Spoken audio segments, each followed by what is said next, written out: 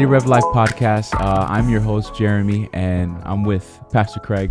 Hey. We're going to be in a series where we're going to be talking about relationships, dating, marriage. Yep. And it's a bit of an interesting one, Craig. Yeah. A bit of an interesting one. So as far as what the topics will be in, it's going to be about should dating couples live together? Should you marry somebody from another faith? Yeah. For the sake of today, we'll be talking about the first topic, which is should dating couples live together? And I mean, before we answer the question, if you don't mind, Craig, why do couples live together? So we hear this a lot, right? This is common in the church. This is something that I feel like for a long time people have known, like, hey, the Christian faith, according to the Bible, it's not wise. It's not recommended for couples to live together. But we get a lot of pushback on it, right? Because it makes a lot of sense for a lot of people, at least up front, at least logically, right? So they say, hey, a couple's in a committed dating relationship, and it's a lot simpler financially a lot of times for couples to say, well, we'll just, live together. It's smarter. We don't have to pay two rents now. We can just pay one rent, save money, right? You have that argument. A lot of it too is that people who are dating like to spend time together, right? And it's no fun when you're, in a loving dating relationship and you're, eating dinner together and spending time together, and then one of you's got to go home, right? You got to go drive across town and you got to go to your apartment, and a lot of people just, miss that time with one another. And so those are a couple big ones. I think in our culture too, there's this view that living together before marriage is kind of the next step for a dating relationship. I think that's the normal view, right? Like a lot of couples will start dating one another, and then when it gets serious, they'll live together. That's like the trial period, right? Where they're going to try it out. They're going to see if they enjoy being together. The thinking is, do we enjoy living together? Does it work well? Living together, does it work well? And then if that goes well, then maybe we'll get engaged and maybe we'll get married down the line. But it's just that next logical step for a lot of people when they think through their dating relationships these days. Now, is that the right thing to do? So for a long, long, long time, Christians have taught that couples shouldn't live together before they're married. That's been the common practice, the wisdom from the biblical principles that we see, from just the teaching of the church historically. We know that for a long time, right? Couples shouldn't live together before they get married. I think the big question is why, right? Like what's the reasoning behind it, right? Other than just like, why? Like, is it just for a long time it was like, oh, it's kind of like taboo and just the society looked down upon it. Things have changed now. It's not really the case now, but there's still good reasons that the Bible teaches us of why couples shouldn't live together. And really what comes to mind, the primary verse that comes to mind for me is in 1 Corinthians 6:18. The Apostle Paul writes for Christians that we are to flee from sexual immorality. He says, every other sin a person commits is outside the body, but the sexually immoral person sins against his own body. And I think that wording there is really important, because when you read, especially in the New Testament, when you read about sexual sin, the words are intense, the words are cautious, the words are strong, like this, like flee from sexual immorality. This is stronger than just avoid sexual immorality or stay away from, but flee, run from it, right? And there's other verses that have this kind of language. And the idea that the Apostle Paul is pushing is that this is really, really important for a Christian to avoid. Sexual immorality is really important for a Christian to avoid. And so his advice is to flee from it, right? And so when we think about fleeing from sexual immorality, really the heart behind it that I think the Apostle Paul is saying, and you can see it from other verses like that passage in James where it talks about temptation, right, is this idea that we are to run from sexual temptation. And this is probably the biggest warning and the biggest reason why Christians advise other Christians to not live together before you get married, is because it's really hard to flee from sexual immorality when you are living together and you're sleeping in the same home, and maybe even for some couples sleeping in the same bed, right? And like still trying to be Christian, still trying to do it, but still trying to hold that, sexual ethic of saving themselves for marriage, but then living in the same place makes it really difficult to do that because there's just not a lot of barriers or obstacles in your way for pursuing sexual immorality. So the Apostle Paul says we should flee from sexual immorality, and one of the reasons why couples should live apart before they get married is that it adds a little bit of a barrier, a buffer, and some obstacles in the way of sexual morality, and it's for the sake of your own soul, right? Yeah. Like don't get yourself entangled in something. Make it more difficult for you to indulge in sin. That's just a good Christian practice, right? And so living apart helps that. Right? Yeah. I have a question though, because the Apostle Paul is making a clear command to flee from sexual morality. And then he says, every other sin a person commits is outside the body, but the sexually immoral person sins against his own body. And I don't think he's saying that sexual sin is technically worse than any other sin, but it does have a different effect. Whereas a lie, which would come out from your mouth to another individual, wouldn't have an effect internally, but in the way that it's put here, sexual sin infects you from the inside out. Yeah. What would that look like? So we know that all sin is destructive, right? And one of the real beauties of Scripture, and one of the some of the wisdom behind the Scriptures, is that God protects us from sin, partly because of the way that it protects our society as a whole, right? So when you think of like the moral commandments, like the 10 Commandments, right? And you think about how, thou shalt not steal, thou shalt not murder, thou shalt not lie, right? We can see how if people were to commit those sins, right? Murder, theft, lying, that it would have a destructive impact on the community, right? Like how could you have a society if people were just doing all that all the time, right? Like you couldn't function together. A community couldn't work together. And so a lot of it's to protect the community.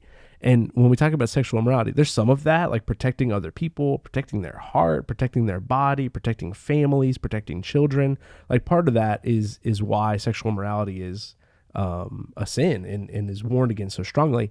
But also what's interesting about sexual immorality is that there is a deeply destructive personal effect on our lives, right? And so we think of like, some of the old cases, right? Like you think about like sexual transmitted diseases, things like that, right? Like there's harmful, like you're exposing your body to maybe something harmful in a partner, but also just the mental aspect and the guilt and the shame that comes from it, right? There's like a lot of parts where sexual immorality affects you personally, even more than just the community. So I think the Apostle Paul is worried about that too, right? So he's warning us of these things, not just because he wants us to not have fun, or he wants us to pay 2 rents or to be difficult, right? But he's warning us of these things because all of the holiness codes in Scripture are trying to lead us to a better way and a better life. And so what the Apostle Paul is really getting at is, for the sake of the believer, for the sake of your soul, like this is better to flee sexual immorality. This is better for you. That's what he's pushing and calling Christians to live holy for, because it's a better way, a better path. So what I'm hearing is that, when sex is taken outside of its proper context, which is in the confines of marriage between a husband and a wife, it causes harm to individuals who are practicing it, who are not married to each other, who are not committed to each other in that way. Yeah, it certainly complicates things, and likely it will likely cause harm. I think that sex is a good thing given from God. It's a gift from God. And sexual desire was put into people naturally, right? It's a good thing given God, but it was designed for marriage, right? Designed for a purpose, right? So designed to drive a husband and wife together, designed to create families, designed to create a bond that would protect children, right? When you take all these things outside of marriage, it causes a lot of complications. And not to say that God can't redeem those things or work through that, because there's messy families that God works in, and he helps people, and his grace, sufficient. But it's just thinking like, okay, well, what's the ideal? The ideal would be, hey, this is something that that is saved, protected for marriage, and it's a good thing, a blessing for that marriage, and then for the family that it creates. That's really what we think God's design and intention was for sex. Yeah. So God, in creating sex for marriage, and not for just anybody, not just to be practiced in leisure. He put that in. He put that commandment in to protect us, like as guardrails, not to deprive us or keep us from something good. But if this is to happen, not only correctly but in the best way, it needs to be in the proper. Yeah, it needs to be in the proper order, and also I think there's a little bit of a sanity check on our culture as well, where sex has become such, if I can use the word idol, but just such an important thing for so many people in their life, and really the driving thing for so many people, especially young people in our world, right? Like sex is a motivating factor for many things in their life. Like I gotta have a good car, I gotta have a good job, I gotta have a good image, like I gotta be on these dating apps, I gotta meet these people. So like it all kind of drives and points to, so I can meet someone, and so it can lead to this, right?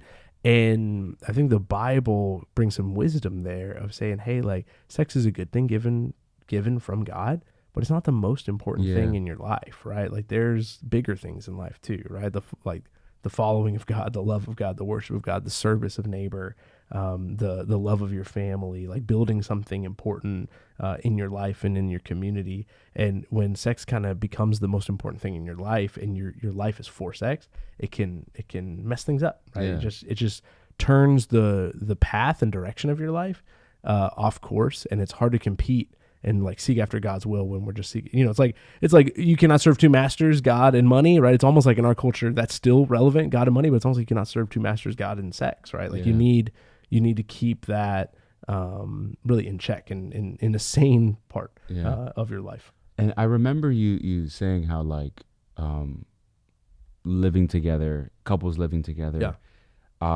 it's prioritized as like like this is kind of like segueing into marriage. This is like preparation, like testing the waters kind of. And if let's say if that is put into practice, like does it actually work long term? It doesn't, and that's what's really interesting. So couples that live together actually are more likely to get divorced than couples that don't. And there's a lot of factors that go into this. And the research actually has been changing as culture's been changing. And so you'll read, if you Google it, you'll read some articles about like, hey, living together actually improves your odds of marriage. It's not true. The research is saying that living together slightly improves your odds of staying together that first year of marriage. So like the first year, year one, you're more likely to stay together if you live together. But after that, for every succeeding year, couples that live together before marriage are more likely to get divorced than couples that didn't, right?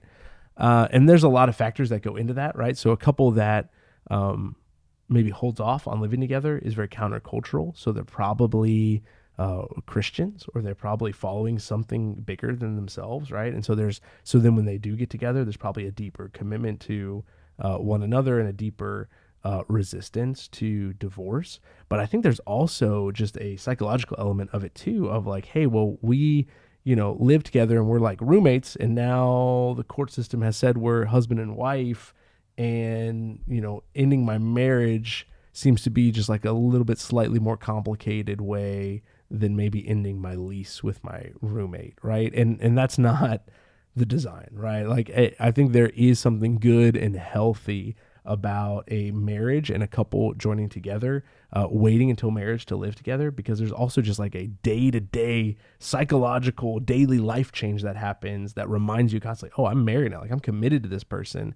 Whereas when that's just regular for you, and then you go get married, I think it might be harder to see the change and see the impact that marriage has on your day-to-day life when you've already been living with that person. Again, not to say God can't redeem that. There's a lot of couples that live together and they find the Lord and they want to be obedient to him, and they decide to get married, and like God blesses that and loves that, and that's honoring to him, right? That's a good thing. But I'm saying if you have the choice and you're following after Jesus and walking with him, why not do the wise thing, right? Why not hold off and refrain and give yourself a better chance to say, hey, I want this marriage to be successful. I want to hold off Mm. and not live together before we get married because I want to be married to this person for the rest of my life, right? So I want to increase those odds as much as I can. Yeah, in that way, it sounds like that person is putting the Lord first above that relationship and Yeah. putting the Yeah. other individual's self-interest like before themselves.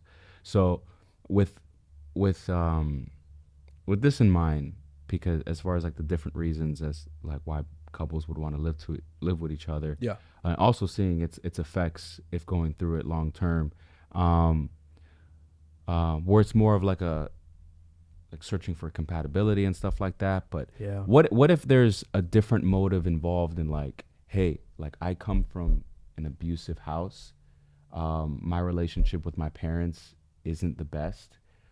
It could be physical, it could be verbal, but it's just either one or the other individual. Like they just can't have it at their own house. Yeah.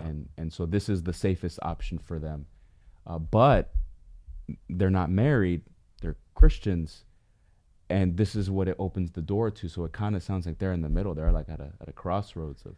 Yeah, and my heart goes out to those kind of couples, right? With like legitimate reasons, whether it be that like, hey, I'm not safe at my home, or just talking to couples that, like I remember talking to a couple where one partner was in the military, right? And so they're like, well, we want to like be together, and we want to try to be near each other, and it just doesn't make sense, right? Like we want to still honor God, but we're just going to live in the same house and the same roof. And I think for all of those, all the situations, right? My heart goes out to it, and it seems like an easy solution. But I would say we would need to fight back or push back on the simple, easy solution for the sake of honoring God and for the sake of our witness, right, to the outside world. And so Ephesians 5:3 says, but sexual immorality and all impurity or covetousness must not even be named among you, as is proper among the saints, right? And there's this idea, other verses talk about how Christians are to live above reproach and to have a good reputation and a good witness in the world.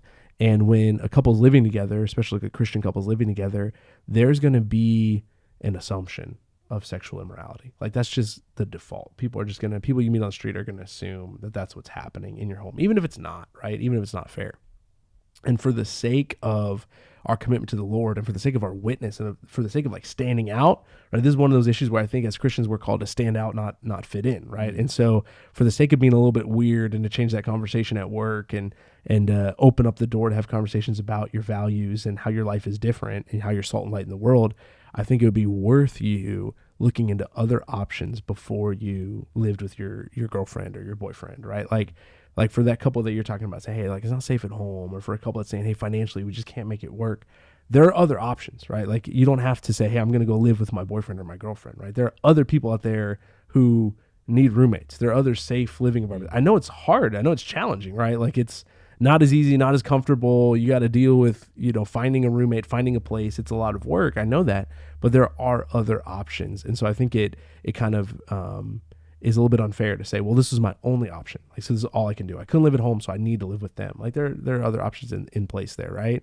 And when we go through the effort of saying, hey, finding roommates or finding another place to live, and you're talking, especially as you get closer to marriage, right? Like, and you're engaged and you're talking to people at your workplace, and they're like, yeah, I was going over to my fiance's house, this weekend. Like, oh, you guys don't live together, right? It provides those openings. It provides a chance for conversations for people to say, why are you guys not just living together, right? It provides opportunities for you to witness and share your faith and say, hey, I don't because I'm a Christian. Here's why, here's what's going on in my life. And just to open that door a little bit to have those conversations about your faith. That's a real life witness that we can have just through our lifestyle, just through living faithfully and trying to be obedient to godly principles and biblical principles in our life.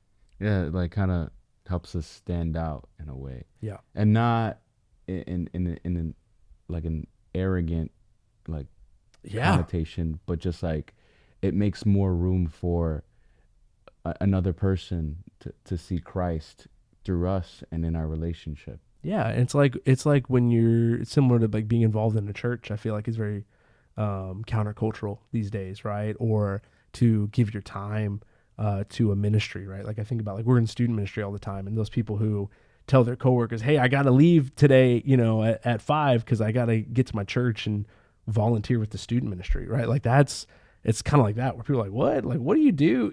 Why are you doing that?" And it gives an open door to share about your faith and how your life is a little different from the rest of the world, and in a good way, right? These are good things. Like, God blesses them.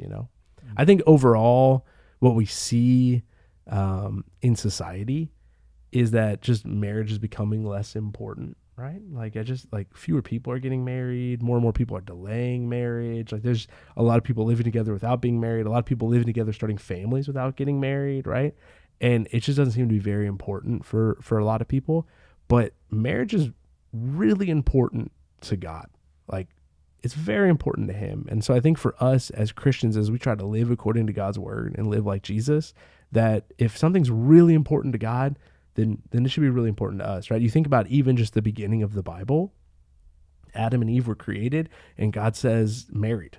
like they were husband and wife. They weren't just man and woman. They were husband and wife. And so even before the church existed, even before the law existed, marriage existed, right? Like, it's like at the beginning.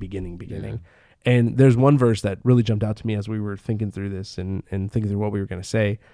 And it's Hebrews 13:4, that Hebrews 13:4 says, "Let marriage be held in honor among all, and let the marriage bed be undefiled, for God will judge the sexually immoral and adulterous." Like, marriage is important to God.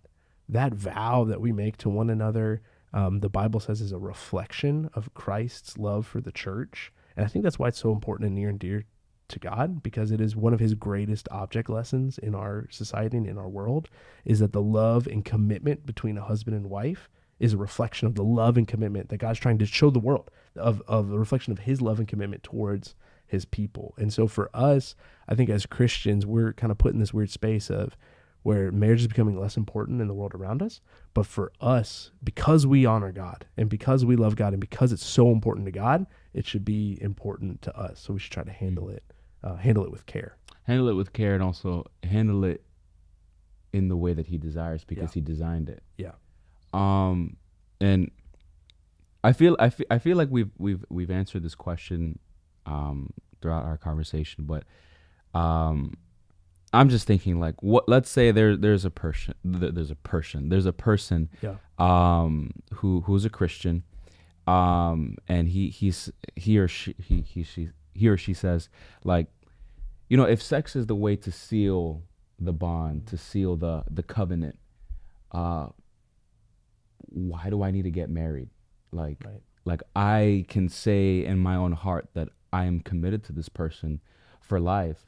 Why does it need to be documented? Why do I need to have it in a room full of people? Why do I have to have the traditional, like, wedding type of thing? Like, why can't I just be reliant on the fact that on our consensual commitment to each other? Right. Yeah, I mean, I think it's a legitimate question. It's kind of funny.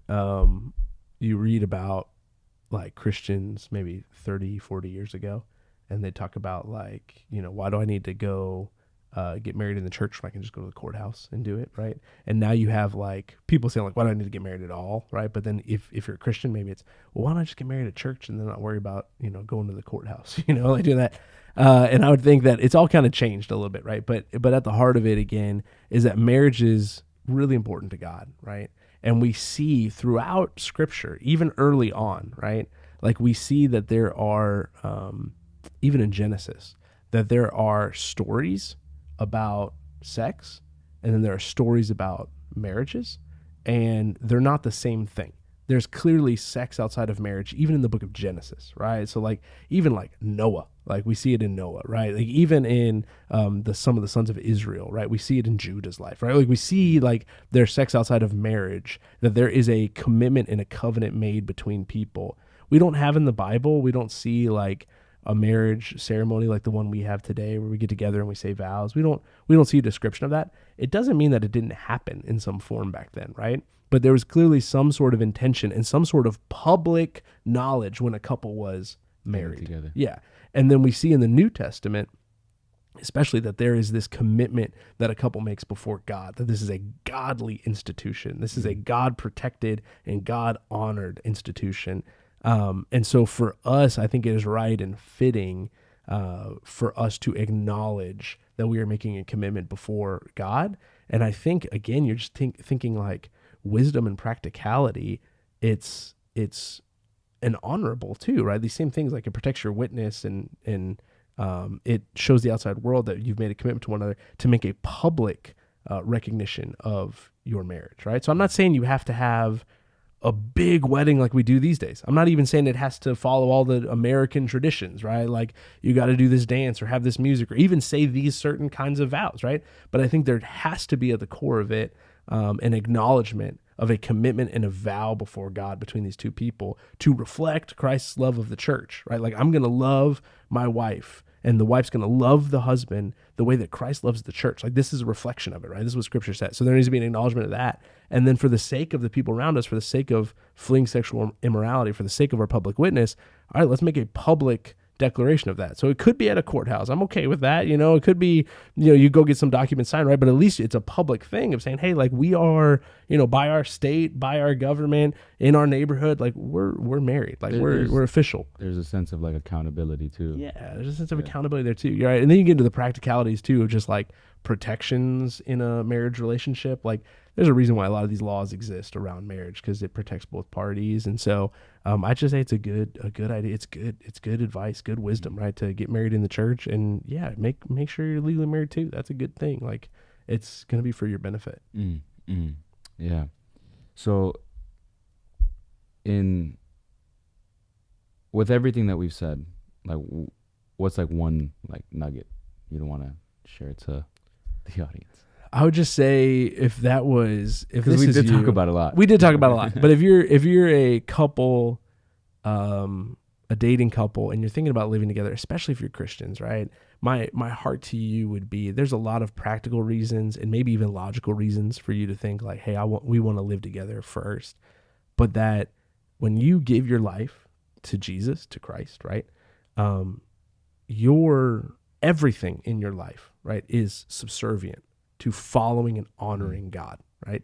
Even your living situation and your dating relationships, your sexual ethic, all that stuff is secondary or tertiary, like behind and below following after God and honoring God in your life. And so as you're making all the decisions in your life, right, you got to think, okay, well, what will honor God the most, right? What decision can I make? Which of these decisions will honor God the most in how I live my life?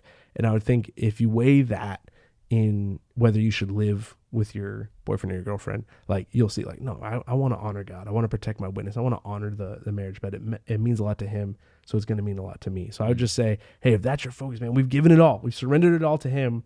Let's continue to even surrender our dating relationships to him in the process. Yeah. It's acknowledging that commitment, and everything else being, like you said, in submission to him, because our lives are first his. And, it's both like honoring to him, and it also works in our favor where we're protected. The other individual's protected. Our witness is protected. So I think that's really important. Thank you, Craig, for sharing that. Well, guys, we'll see you back on the next episode of the City Rev Life podcast. See you soon. Thank you so much for listening to the City Rev Life podcast. Feel free to subscribe or leave a rate and review. If you want more content or additional resources, head to cityrev.org or download our app. We hope you have a great day.